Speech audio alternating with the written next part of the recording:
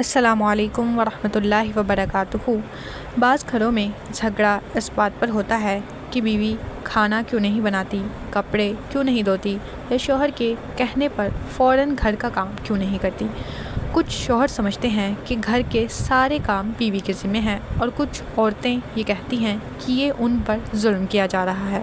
آج کا سوال یہ ہے کہ اسلام اس کے بارے میں کیا کہتا ہے؟ کیا شریعت میں گھر کے کام واقعی بیوی کی ذمہ داری ہیں یا اس میں شوہر کا بھی کچھ حصہ ہے؟ اسلام نے شادی کو حکم اور ماتحتی کا رشتہ نہیں بلکہ محبت اور تعاون کا رشتہ قرار دیا ہے۔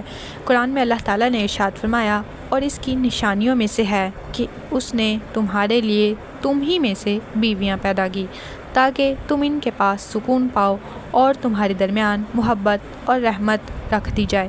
یہ آیت بتاتی ہے کہ بیوی خادمہ نہیں، شریک حیات ہے۔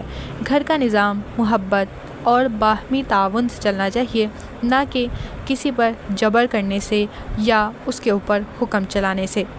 اگر بیوی پر گھر کے تمام کام شرعاً لازم ہوتے تو نبی کریم صلی اللہ علیہ وسلم اپنی ازواج مطہرات سے اس کا مطالبہ ضرور کرتے، لیکن سیرت رسول صلی اللہ علیہ وسلم کچھ اور بتاتی ہے۔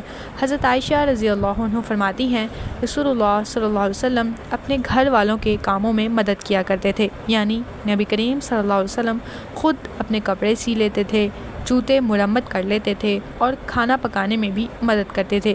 یہی وہ اسوہ حسنہ ہے جو ہمیں سکھاتا ہے کہ شوہر کو بھی گھر کے کاموں میں ہاتھ بٹانا چاہیے، نہ کہ ایک ہی انسان پر ظلم اور جبر کے ذریعے سختی کرنی چاہیے۔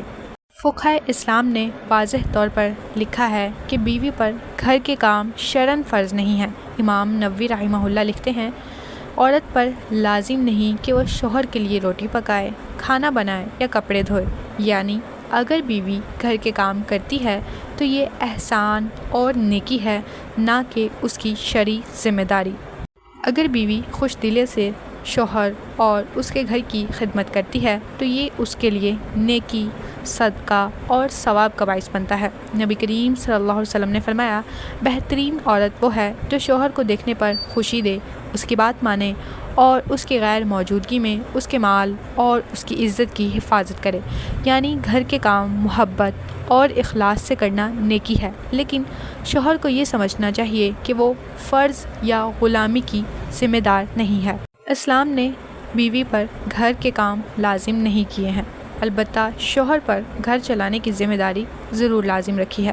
قرآن میں اللہ تعالیٰ نے ارشاد فرمایا، مرد عورتوں کے نگران ہیں کیونکہ وہ اپنے مالوں سے ان پر خرچ کرتے ہیں۔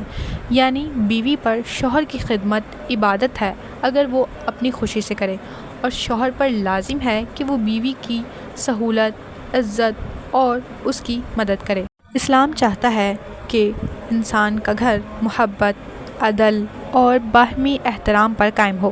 اگر شوہر مددگار ہو اور بیوی مخلص تو گھر جنت بن جاتا ہے۔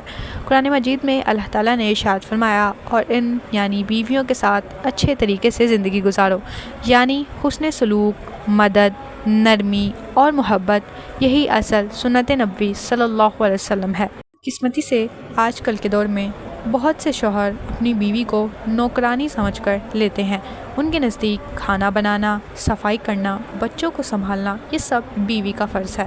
حالانکہ نبی کریم صلی اللہ علیہ وسلم نے کبھی اپنی بیویوں سے ایسا مطالبہ نہیں کیا، بلکہ خود ان کی مدد کی، محبت سے ان کے ساتھ سلوک کیا اور کبھی ان پر بوجھ نہیں ڈالا۔ یہی وجہ ہے کہ ان کے گھروں میں محبت اور سکون تھا۔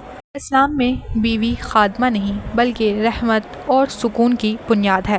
گھر کے کام اس پر لازم نہیں ہیں، لیکن اگر وہ محبت سے کرے تو اسے عظیم اجر ملتا ہے، اور شوہر کے لیے لازم ہے کہ وہ بیوی کو خادمہ بنانے کی بجائے اس کو عزت دے، اس کی کاموں میں مدد کرے اور اس کا شکر گزار ہو، نہ کہ اس پر ظلم کرے۔